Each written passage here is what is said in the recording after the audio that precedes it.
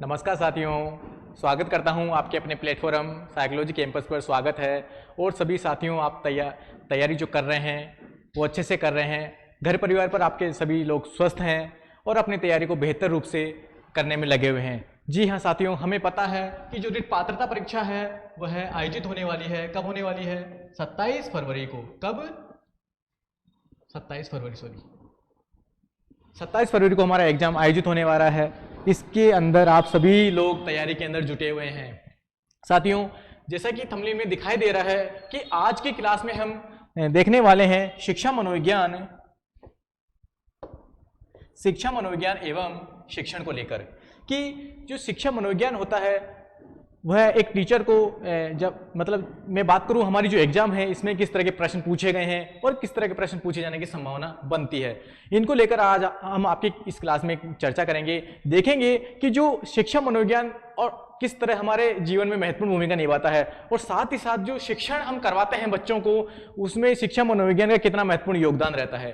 साथियों, शिक्षा मनोविज्ञान की अगर बात करी जाए तो शिक्षा मनोविज्ञान ये कहता है कि हर बच्चे के अंदर जो भी व्यवहार में बदलाव देखने को मिलता है उसमें सबसे बड़ा रोल किसका रहता है? शिक्षा मनोविज्ञान का ही रहता है। कि शिक्षा मनोविज्ञान के बिना हमारा जो साइकोलॉजी है वह अधूरा रह जाता है और जो टीचिंग करना यानी कि जो शिक्षण कार्य जो हम करवाते हैं वह शिक्षा मनोविज्ञान के बिना संभव नहीं है। तो शिक्षा मनोविज्ञान का ज्ञान हमें बहुत जरूरी है कि साथियों, एक क्लासरूम के अंदर अगर हम टीचिंग करवा रहे हैं या फिर एनवायरनमेंट में किसी भी पक्ष को लेकर हम बात करते हैं तो शिक्षा मनोविज्ञान अपनी महत्वपूर्ण भूमिका अदा करता है। और देखते हैं साथियों कि आज की क्लास में ये देखने वाले हैं कि पिछले एग्जाम के अंदर कौन कौन से प्रश्न हमें पूछे गए हैं शिक्षा मनोविज्ञान और शिक्षण को लेकर। ठीक है साथियों, तो आप सभी चैनल को सब्सक्राइब करेंगे और आज की क्लास को लाइक करेंगे, शेयर करेंगे। बढ़ते हैं साथियों, स्क्रीन पर आपके सामने जो प्रश्न दिखाई दे रहा है सभी उत्तर देने के लिए तत्पर हैं। साइकोलॉजी यानी कि साइकोलॉजी जो शब्द है इसकी उत्पत्ति कौन से किस भाषा से हुई है? देखिएगा, पूछा गया प्रश्न है, थर्ड ग्रेड एग्जाम के अंदर पूछा गया प्रश्न है साथियों। जो 2023 वाली जो भर्ती आई थी उसके अंदर डायरेक्ट ये प्रश्न पूछा गया है हमसे कि साइकोलॉजी जो शब्द है इसकी उत्पत्ति किससे हुई थी?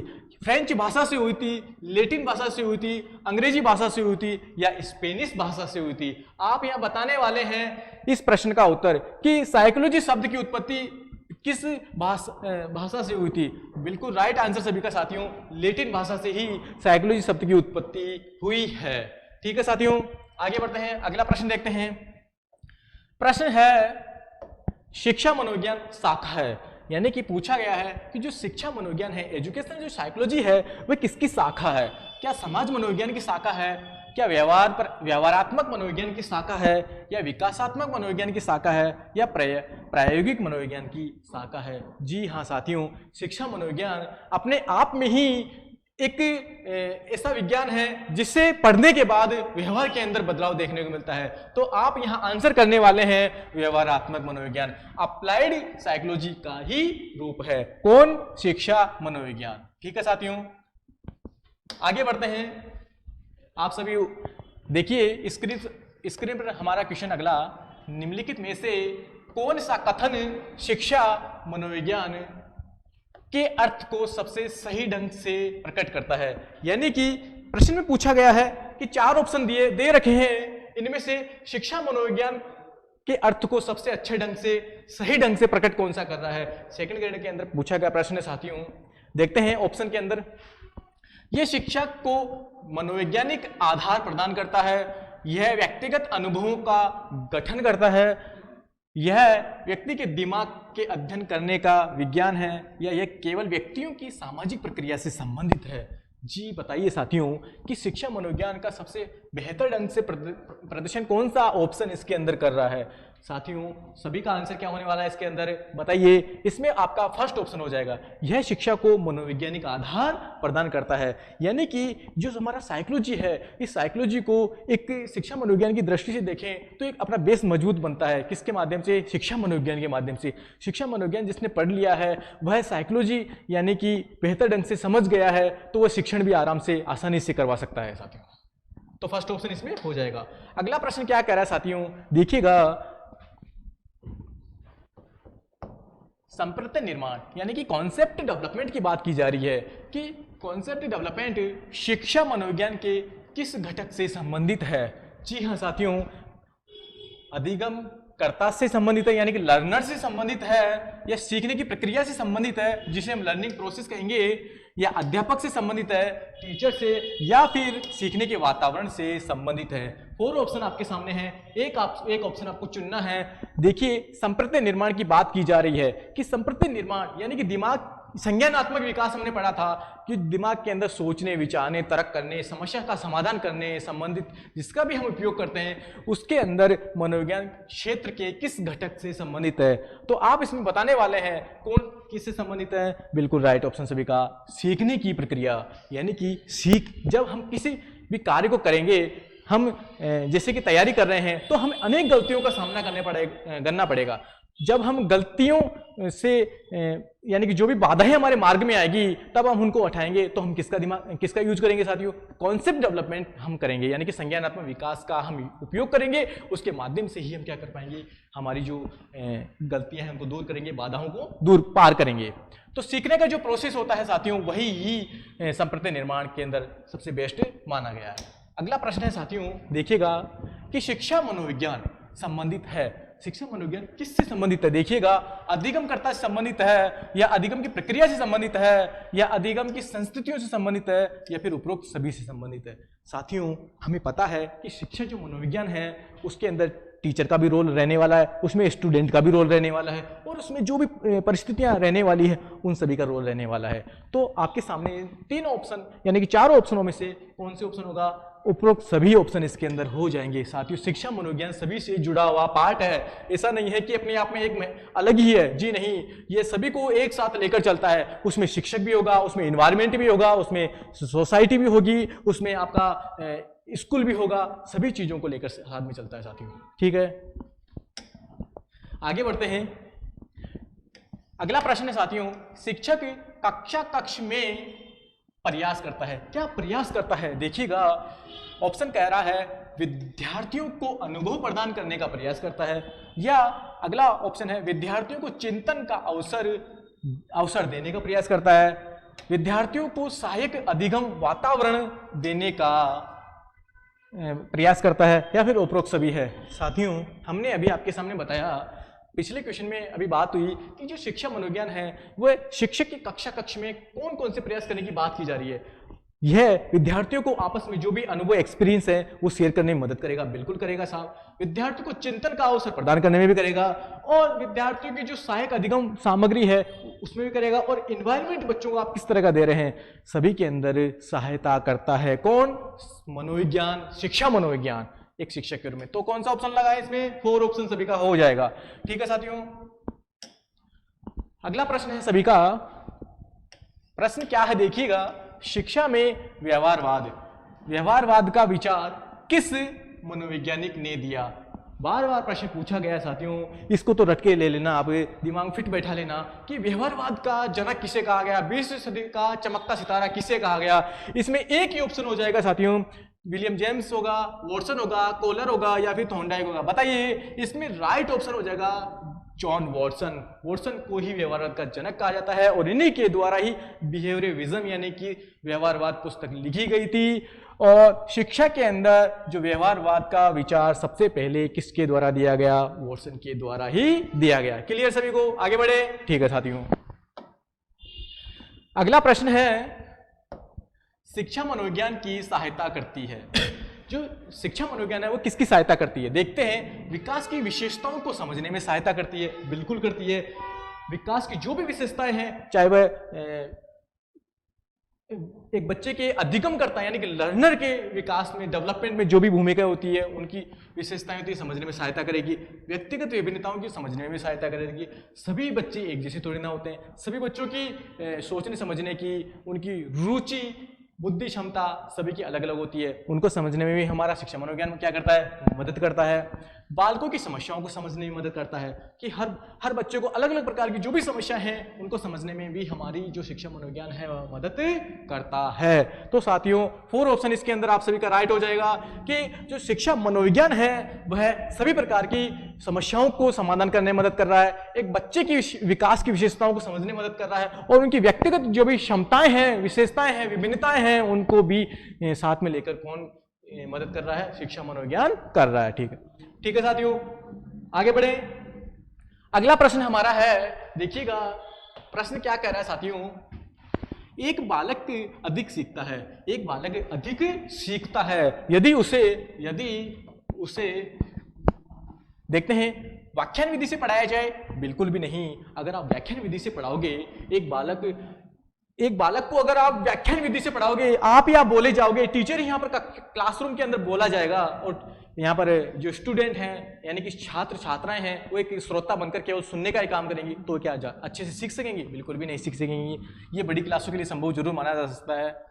पाठ्य पुस्तक से पढ़ाया जाए, जी नहीं, पाठ्य पुस्तक से ही पढ़ाया जाए ये भी नहीं बैठ पाएगा। कंप्यूटर से पढ़ाया जाए या फिर क्रिया विधि से पढ़ाया जाए। साथियों प्रश्न के अंदर आप पहले प्रश्न पढ़ोगे कि एक बालक सबसे अधिक सीख सकता है, 4 ऑप्शनों में से हमें ऐसा ऑप्शन चूज करना है जिसके अंदर बच्चा इंटरेस्ट लेके सबसे ज्यादा सीख सकता है। आपका ऑप्शन हो जाएगा इसमें क्रिया विधि से पढ़ाया जाए, यानी कि चाहे प्ले बाय मेथड यानी खेल विधि से पढ़ाया जाए, चाहे टीचिंग लर्निंग के मटेरियल के माध्यम से, टीएलएम किट के माध्यम से पढ़ाया जाए, यानी कि बच्चों को उनके इंटरेस्ट के अकॉर्डिंग इन्वॉल्व करके अगर आप पढ़ा रहे हैं तो बच्चा क्या कर रहा है, सबसे अधिक सीख रहा है।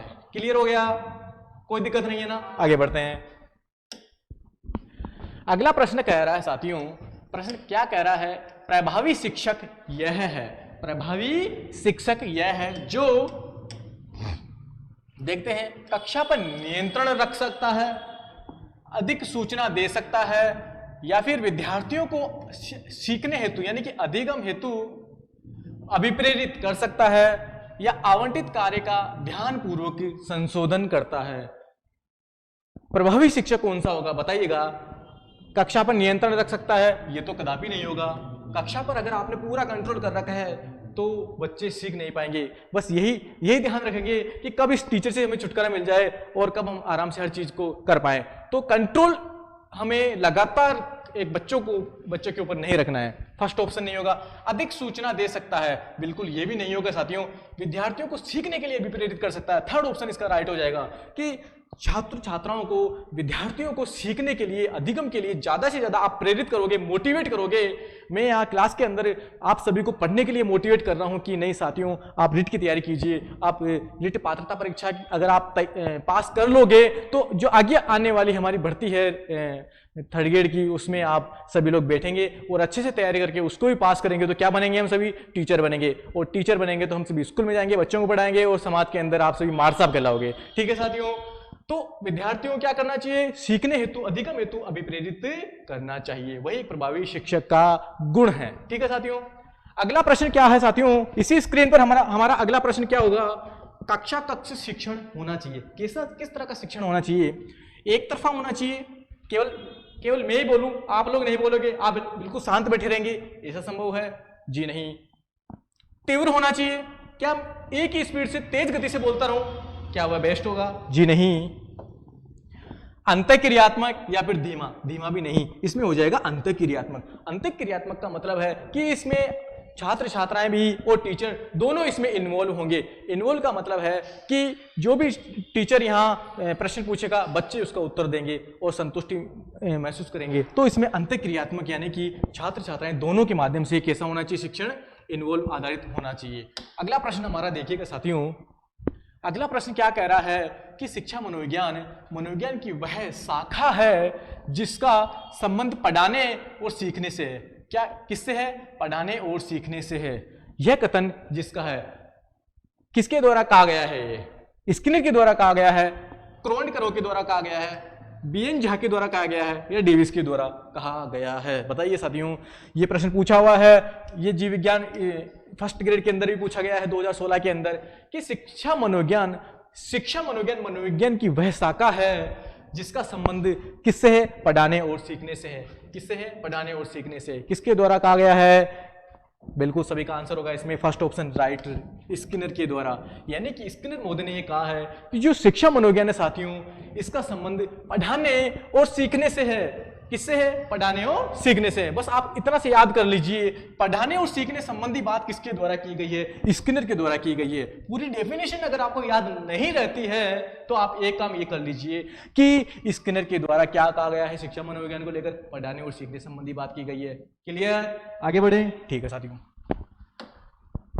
अगला प्रश्न क्या कह रहा है देखिएगा, किस स्थान पर पहली मनोवैज्ञानिक प्रयोगशाला स्थापित की गई थी? यानी कि वह स्थान कौन सा है जिस पर पहली मनोवैज्ञानिक प्रयोगशाला स्थापित की गई थी? क्या बर्लिन में की गई थी? क्या स्टैनफोर्ड के अंदर की गई थी? क्या वियना ऑस्ट्रेलिया में की गई थी? या फिर लिप्जिंग जर्मनी के अंदर की गई थी? बताइए साथियों। बिल्कुल सभी का आंसर इसमें क्या आ रहा है देखिएगा, इसमें आंसर आ रहा है सभी का बी ऑप्शन, यानी कि 2 नंबर, लिप्जिंग नामक स्थान पर। कहां पर? लिप्जिंग नामक स्थान पर ही पहली मनोवैज्ञानिक प्रयोगशाला स्थापित की गई थी। आप मुझे यह भी बता दीजिए किसके द्वारा स्थापित की गई थी? किसके द्वारा स्थापित की गई थी? आप सभी का आंसर क्या होगा इसमें?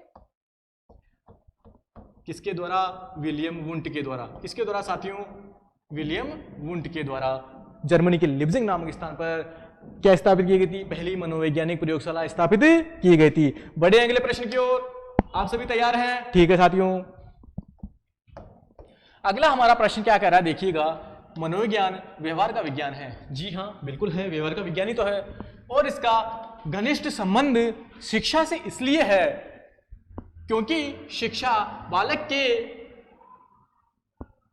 देश में परिवर्तन लाना चाहती है। यानी कि ये स्टेटमेंट क्या कह रहा है देखिए, स्टेटमेंट समझिए पहले आप कि शिक्षा मनोविज्ञान वह विज्ञान है, इसका घनिष्ठ संबंध शिक्षा से बिल्कुल है साहब, संतुष्ट हैं, क्योंकि शिक्षा बालक के किस में परिवर्तन लाना चाहती है। देखते हैं, बिल्कुल सेकंड ग्रेड की एग्जाम पूछा गया है 18 में, देखिएगा क्या चेतना में परिवर्तन लाना चाहती है? क्या बच्चे के मस्तिष्क में परिवर्तन लाना चाहती है?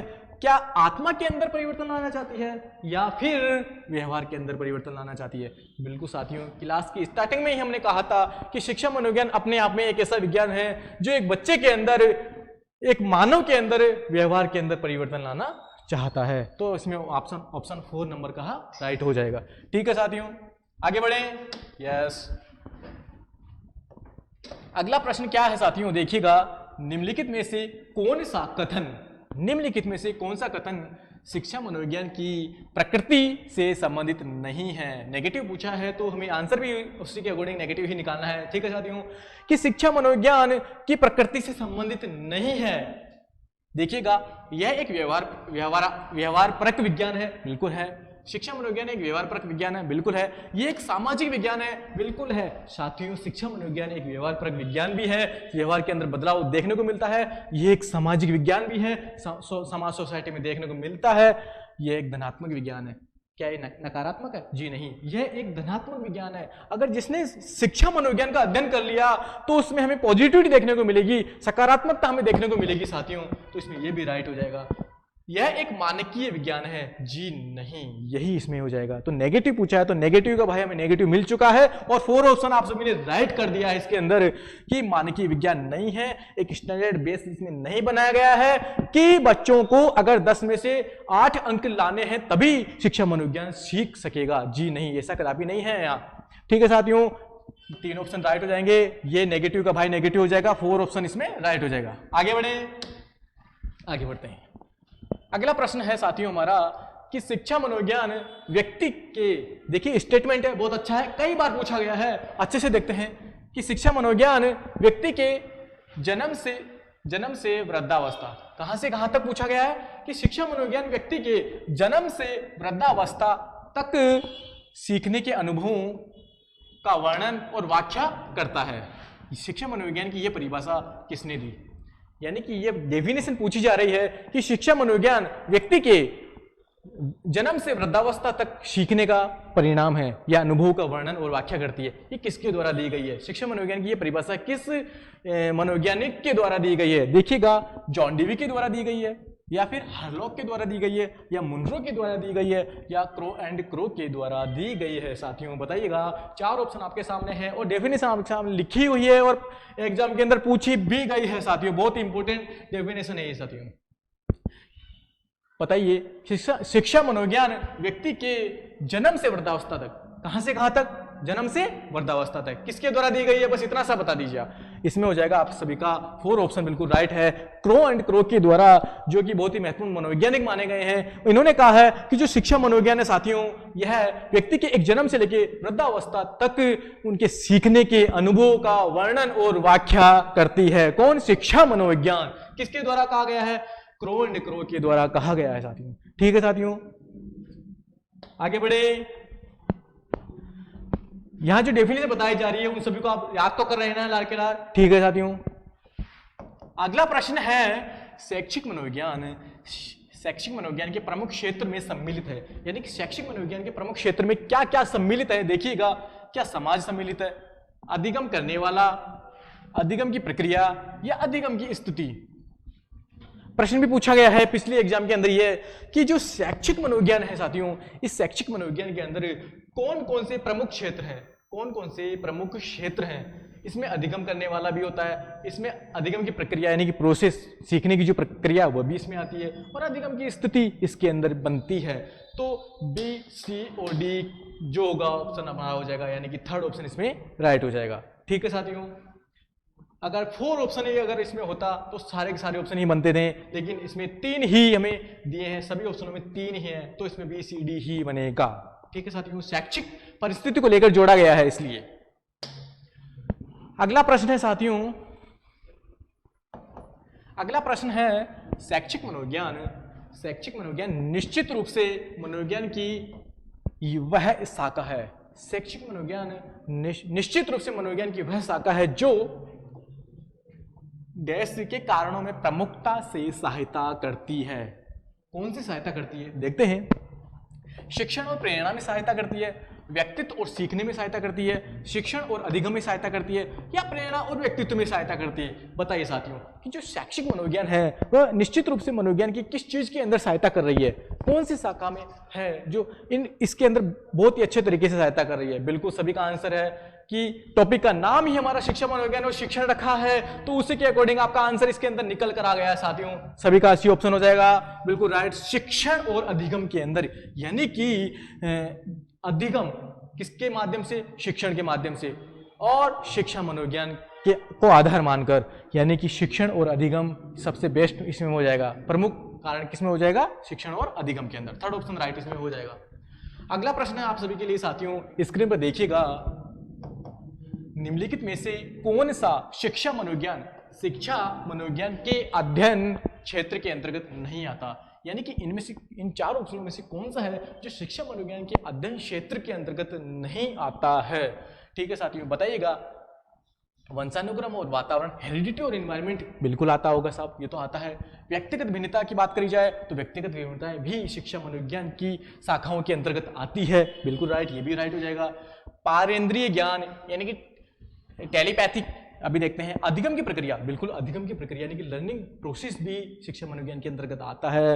व्यक्तिगत भिन्नताएं भी आती है, और वंशानुक्रम वातावरण तो आता ही आता है। तो इसमें कौन सा नहीं आता है? पारेंद्रिय ज्ञान इसमें नहीं आता है। देखिए इसकी व्याख्या अगर देखते हैं अपन कि परा मनोविज्ञान की अगर बात की जाए, परा साइकोलॉजी की अगर बात की जाए, इसके अंतर्गत पुनर्जन्म और टेलीपैथी जैसी अतीन्द्रिय व्यवहारों का अध्ययन किया जाता है, जो शिक्षा मनोविज्ञान से स्वतंत्र होता है। यह इसके अंदर नहीं आता है, शिक्षा मनोविज्ञान के अंदर में यह चीज नहीं आती है। इसमें पुनर्जन्म की बातें होती है, परा मनोविज्ञान होता है साथियों, इसमें शिक्षा से संबंधित बातें नहीं होती है। इसलिए 4 ऑप्शनों में से जो हमारा पारेंद्रिय ज्ञान है वह ये ऑप्शन नहीं होगा, और तीनों के तीनों राइट हो जाएंगे। इसलिए हम इसमें वाक्य भी आपके सामने लेकर आए हैं। ठीक है साथियों, क्लियर हो गया होगा सभी का? आगे बढ़े।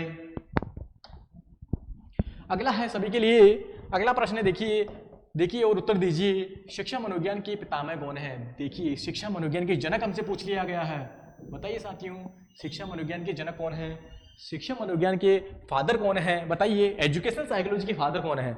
बताइए। जॉन डीवी है, या फिर थॉर्नडाइक है, एल थॉर्नडाइक, या फिर गाल्टन है, या फिर एबिंगहॉस है? बताइए साथियों, शिक्षा मनोविज्ञान के पितामह कौन है? कौन है साथियों? बिल्कुल सभी का आंसर इसमें सेकंड ऑप्शन है, ईएल थॉर्नडाइक। थॉर्नडाइक को ही शिक्षा मनोविज्ञान का जनक कहा जाता है, पिता कहा जाता है, फादर कहा जाता है। साथियों, शिक्षा मनोविज्ञान को लेकर थॉर्नडाइक ने बताया, थॉर्नडाइक का एक महत्वपूर्ण सिद्धांत ये आता है कि इन्होंने 3 महत्वपूर्ण नियम दिए थे और 5 गौण नियम दिए थे। 5 तो छोटे नियम यानी गौण नियम और 3 इनके महत्वपूर्ण नियम आते हैं।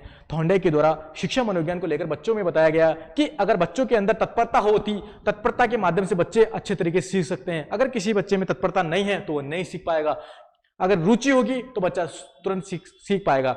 ये कहते हैं, तत्परता का नियम बताते हैं, ये अभ्यास का नियम बताते हैं कि बार बार प्रैक्टिस करने के बाद अगर आप बार बार प्रैक्टिस करोगे तो आप चीज़ों को आसानी से सीख सकोगे, कभी भूलोगे नहीं। ये प्रभाव का नियम बताते हैं कि इस प्रयास के नियम के माध्यम से, कि बार बार प्रयास करने के माध्यम से चीज़ों को लगातार हम जुड़े रखने से आसानी से चीज़ों को सीख सकते हैं। तो ये थॉर्नडाइक का क्या है? विचार है। थॉर्नडाइक के नियम है, 3 तो महत्वपूर्ण नियम आते हैं और 5 गौण नियम आते हैं।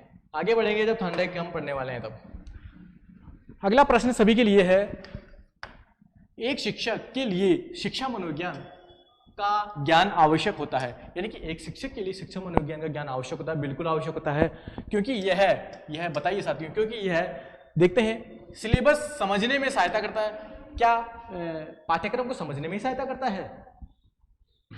आगे भी देखते हैं, विद्यार्थी की स्टाइल समझने में सहायता करता है। अच्छा, आज विद्यार्थी ने किस तरह के बाल बना के आए हैं, कैसे कपड़े पहन के आए हैं, इस तरह में सहायता करता है? जी नहीं। आगे देखते हैं, विद्यार्थी की तुलना करने में सहायता करता है। अच्छा बेटा, तुम्हारी तो लंबाई बड़ी है, तुम छोटे हो, तुम ऐसे हो, तुम वैसे हो, तुमको ये नहीं आता, क्या तुलना करने में सहायता करता है? जी नहीं, ऐसा भी नहीं करता है। अधिगम करता और उसके शारीरिक गुणों को समझने में सहायता करता है। 4th ऑप्शन बिल्कुल राइट कह रहा है। सारी बातें ही 4 ऑप्शन के अंदर उकेर कर निकल कर आ गई है कि जो अधिगम करता होता है कौन? छात्र छात्राएं, तथा उनकी शारीरिक गुणों को समझने में भी सहायता करता है एक शिक्षक के लिए कौन? शिक्षा मनोविज्ञान का ज्ञान। बिल्कुल राइट, आप सभी समझ गए होंगे। क्लियर हो गया सभी को? आगे बढ़ते हैं।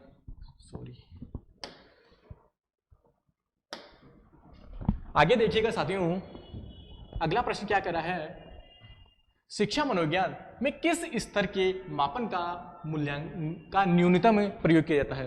यानी कि शिक्षा मनोविज्ञान के अंदर किस स्तर के मापन का मूल्यांकन सबसे कम उपयोग किया जाता है, न्यूनतम प्रयोग किया जाता है? देखते हैं, क्रमसूचक यानी कि रेटिंग मापनी का बहुत अच्छे से प्रयोग किया जाता है, नामिक मापनी का भी प्रयोग किया जाता है, अनुपातिक मापनी या फिर समान अंतराल मापनी, इक्वल इंटरेक्शन मापनी। बताइए साथियों, सबसे कम यानी कि न्यूनतम मापनी का उपयोग, मैं व्याख्या के आगे आ गया हूं, मैंने आंसर छुपा लिया। बताइए आप, कौन सी मापनी का इसमें सबसे न्यूनतम प्रयोग किया जाता है? किसमें? शिक्षा मनोविज्ञान के अंदर। जी हाँ साथियों, रेशियो मापनी का, अनुपातिक जो मापनी, इसका न्यूनतम प्रयोग किया जाता है। व्याख्या भी हम आपके सामने है कि निम्न स्तर मापनी का नामिक मापनी होती है। निम्न स्तर मापनी नामिक मापनी होती है, लेकिन शिक्षा मनोविज्ञान की अगर बात करी जाए, में न्यूनतम प्रयोग अनुपातिक यानी कि रेशियो मापनी का ही होता है। ठीक है साथियों, बात शिक्षा मनोविज्ञान की जा रही है तो हम अनुपातिक मापनी को ही सबसे न्यूनतम मापनी का दर्जा देंगे। ठीक है साथियों, 3rd ऑप्शन राइट हो जाएगा इसमें। आगे बढ़े, देखिएगा अगला प्रश्न है साथियों हमारा, शिक्षा के 3 प्रमुख आधार कौन कौन से हैं? 3 प्रमुख आधार बताइए। कि ये पूछा गया है रिट 2022 के अंदर, 4थे नंबर की जो शिफ्ट थी उसके अंदर पूछा गया कि शिक्षा जो मनोविज्ञान है यानी कि शिक्षा के 3 प्रमुख आधार हैं, कौन कौन से हैं? शिक्षक है, छात्र है, पाठ्यक्रम है, या सिद्धांत है, शिक्षण है, उद्देश्य है? बिल्कुल भी नहीं। शिक्षा है, क्रियाविधि है, शिक्षक है? ये भी नहीं होगा। कौन सा होगा? महत्व है, शिक्षक है, वस्तुनिष्ठता है? बिल्कुल कदापि नहीं होगा साथियों। इसमें होगा शिक्षक है, छात्र है और आपका करिकुलम है यानी कि पाठ्यक्रम है। किसके द्वारा बताया गया? बता दीजिए, एक ही बार बता दीजिए। शिक्षा के 3 प्रमुख आधार किसके द्वारा बताए हैं? जिसमें शिक्षक भी हैं, इसमें छात्र भी हैं, जिसमें पाठ्यक्रम भी है। किसके द्वारा दिया गया साथियों? John Dewey. किसके द्वारा साथियों? जॉन डीवी ने ही बताया है कि शिक्षा त्रिमुखी प्रणाली है। इस त्रिमुखी प्रणाली के अंदर कौन कौन होंगे? एक तो टीचर हो जाएगा, एक हो जाएगा छात्र और एक हो जाएगा आपका पाठ्यक्रम। ठीक है साथियों, तभी तो त्रिध्रुवी प्रणाली इन्होंने कहा है, एक त्रिभुज के माध्यम से भी इन्होंने बताया है। ठीक है साथियों, किसके द्वारा बताया गया है? जॉन डीवी के द्वारा बताया गया है। त्रिमुखी प्रणाली है। आगे बढ़ते हैं। अगला प्रश्न हमारे सामने स्क्रीन पर क्या कह रहा है कि शिक्षण अधिगम का मनोवैज्ञानिक आधार पर किस पर निर्भर करता है, यानी कि शिक्षण अधिगम का जो मनोवैज्ञानिक आधार है वह किस पर निर्भर करता है। यह भी रीट का ही प्रश्न है साथियों, हमें अच्छे से जवाब देना है इसका भी। क्या अध्यापन शैली पर देता है, क्या भाषा पर देता है, क्या विषय वस्तु पर देता है, या फिर सामाजिक आर्थिक स्थिति के आधार पर देता है। शिक्षण अधिगम का मनोवैज्ञानिक जो आधार पर किस पर निर्भर करता है, बताइए साथियों, बताइए ये किस पर निर्भर करता है। यानी कि शिक्षण अधिगम का मनोवैज्ञानिक जो आधार है वह किस पर निर्भर करेगा, किस पर करेगा? यह करेगा अध्यापन शैली पर करेगा। यानी कि टीचिंग किस तरह का करवा रहे हो आप बच्चों को।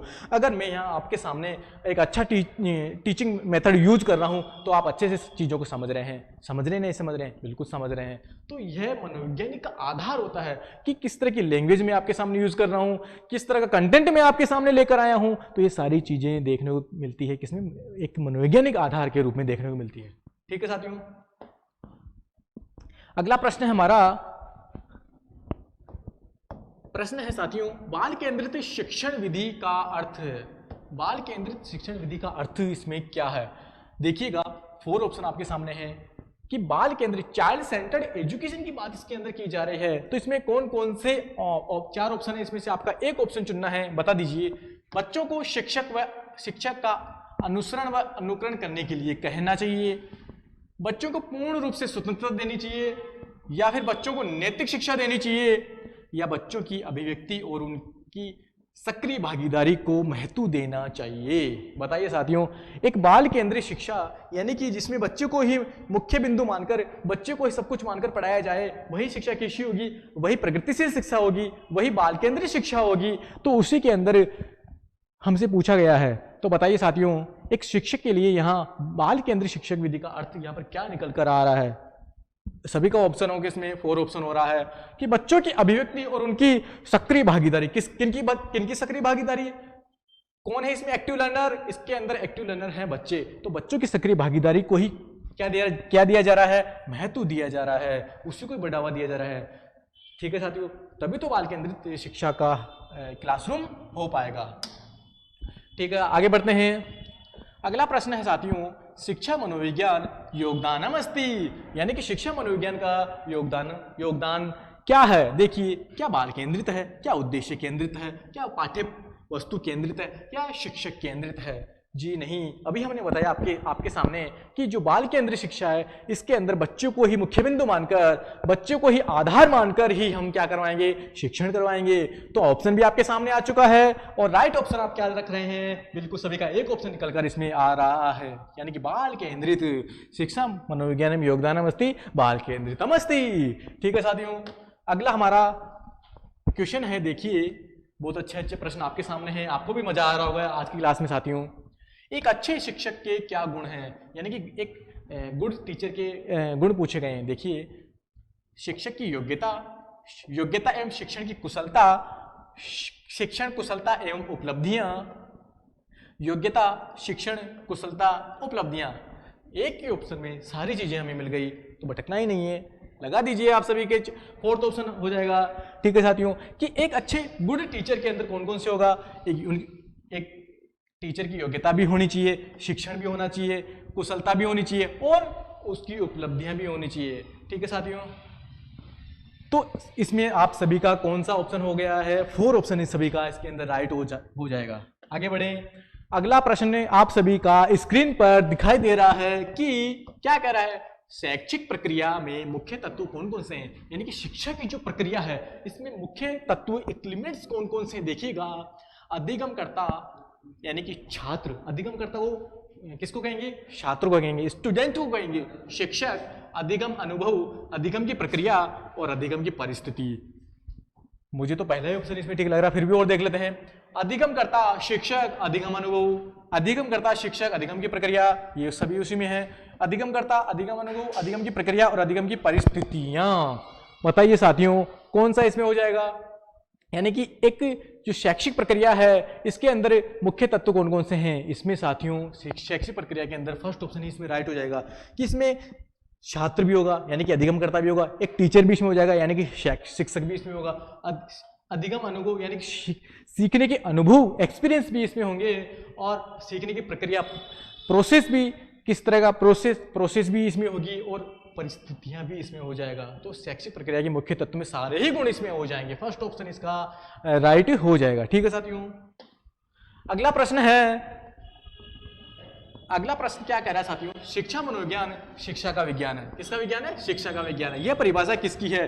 डेफिनेट साथियों, यह परिभाषा आपको ध्यान में रखनी है कि शिक्षा मनोविज्ञान शिक्षा का विज्ञान है। किसके द्वारा कहा गया है? देखिए, ये पील के द्वारा कहा गया है, स्किनर के द्वारा कहा गया है, वुडवर्थ के द्वारा, या फिर क्रो एंड क्रो के द्वारा कहा गया है। साथियों, आरपीएससी के अंदर फर्स्ट ग्रेड वाक्यता में पूछा गया प्रश्न है कि शिक्षा मनोविज्ञान शिक्षा का विज्ञान है। किसका विज्ञान है? शिक्षा का विज्ञान है। किसके द्वारा कहा गया कथन है?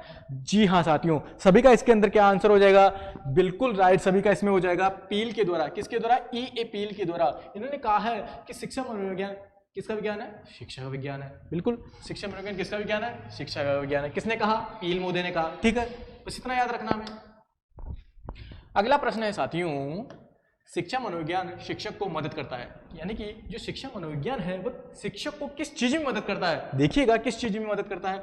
बाल विकास को ज्ञान प्राप्त करने में करता है, बिल्कुल करता है। बाल स्वभाव तथा व्यवहार जानने में भी करता है।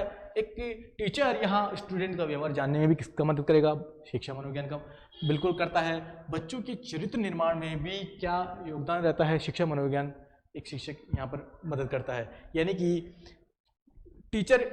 एक टीचर को यहाँ बालक के गुण अवगुण के बारे में ध्यान रहता है, नहीं रहता है? रहता है साहब, ये बिल्कुल राइट हो जाएगा। बच्चे के व्यवहार के बारे में भी ध्यान रहता है, और बाल विकास का ज्ञान प्राप्त करने में भी रहता है। तो इसमें आपके चारों ही ऑप्शन राइट हो जाएंगे, यानी कि 4 ऑप्शन इसमें राइट हो जाएंगे। ठीक है साथियों, आगे बढ़ें।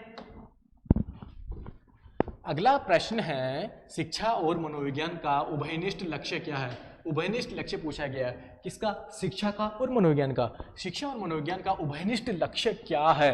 बेहतर शिक्षा देना है बच्चों को, या व्यवहार में परिवर्तन करना है, या बाल विकास को बढ़ावा देना है, या व्यवहार का अध्ययन करना है? बताइए साथियों, बताइए कि शिक्षा और मनोविज्ञान का उभयनिष्ठ लक्ष्य क्या है? जी हाँ साथियों, बेहतर शिक्षा ये इसमें नहीं हो रहा है, बाल विकास भी इसमें नहीं हो रहा है। इसमें क्या हो रहा है साथियों? व्यवहार के अंदर परिवर्तन। जी हाँ, शिक्षा और मनोविज्ञान यह अपने आप में महत्वपूर्ण कड़ी को ध्यान में रखते हुए यह इस तरह का अनुभव करवाता है कि बच्चों के व्यवहार में क्या होए? चेंजेस देखने को मिले, परिवर्तन देखने को मिले। वही शिक्षा मनोविज्ञान का आधार है। ठीक है साथियों, उभयनिष्ठ लक्ष्य है। ठीक है साथियों, आगे बढ़ते हैं, और आज का अंतिम प्रश्न हमारा यही होगा। देखते हैं, एक शिक्षक के लिए शिक्षा मनोविज्ञान की उपादेयता क्या है? यानी कि एक टीचर की भूमिका पूछी गई है। एक टीचर की भूमिका शिक्षा मनोविज्ञान के लिए कौन सी है? देखते हैं। 4 ऑप्शनों में से एक ऑप्शन हमें चुनना है। स्वयं के ज्ञान व तैयारी की जानकारी के लिए, या बालकों की आवश्यकता की जानकारी के लिए। विकल्प संख्या 1 और दोनों सही है, या फिर विकल्प संख्या 1 और दोनों ही गलत हैं। जी हाँ साथियों, शिक्षा मनोविज्ञान ये कहता है कि एक टीचर को भी स्वयं के ज्ञान और तैयारी में भी जानकारी के लिए भी बहुत ही मदद हमारी करती है। ठीक है, और साथ ही साथ बालकों की क्या आवश्यकता है इसकी जानकारी की में भी क्या मदद करता है? शिक्षा मनोविज्ञान मदद करता है। तो दोनों ही ऑप्शन इसके अंदर क्या हो जाएगा? राइट हो जाएगा। तो साथियों, 3rd ऑप्शन इसके अंदर राइट हो जाएगा। ठीक है, सभी को इसमें 3 ऑप्शन लगाना है। बिल्कुल राइट है सभी का 3 ऑप्शन। आगे बढ़ें। बिल्कुल साथियों, आज की जो हमारी क्लास है इसमें हमने देखा कि शिक्षा मनोविज्ञान के अंदर हमसे किस तरह के क्वेश्चन पूछने वाले हैं, किस तरह के पूछे गए हैं, और हमें अपनी जो तैयारी है इसको किस तरह से करना है। क्योंकि साथियों, एक आधार होता है, यानी कि वस्तुनिष्ठ प्रश्नों के माध्यम से हमारे दिमाग के जो डाउट रहते हैं वो क्लियर होते हैं। किस तरह के प्रश्न पूछे गए हैं, कौन कौन सी परिभाषाएं पूछी गई है, तो सभी चीज़ों को हम एक ही क्लास के अंदर देख लेते हैं, तो हमें बहुत कुछ सीखने को मिलता है। तो साथियों, आप सभी ने बहुत अच्छे तरीके से क्लास को देखी है, तो अब आप सभी अपने साथियों की क्लास को शेयर भी करेंगे, और सब्सक्राइब चैनल को जरूर करेंगे साथियों, और लाइक का बटन भी जरूर दबाएंगे। तो साथियों, मिलते हैं अगली क्लास में आप सभी के लिए, और बढ़िया बढ़िया क्लास लेके आने वाले हैं रेगुलर, और जुड़े रहिए आपके अपने चैनल साइकोलॉजी कैंपस से। मिलते हैं साथियों, आप सभी को बहुत बहुत धन्यवाद। Thank you.